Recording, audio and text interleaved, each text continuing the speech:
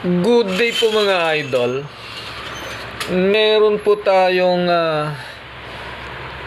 dalawang U-frame. Actually, pang-anim na po ito na pinapagawa ni customer. Nakakatuwa po. Nakaka-anim na ako sa kanya. Bali, alam nyo na po siguro kung ano yung ginagawa dito.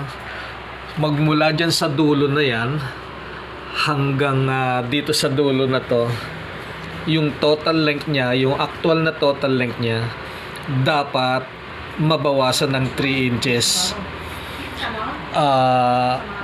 Yan, magmula dyan sa dulo na yan at saka hanggang dito sa dulo na to dapat mabawasan ng 3 inches ang haba. Nagawa natin yun mga idol.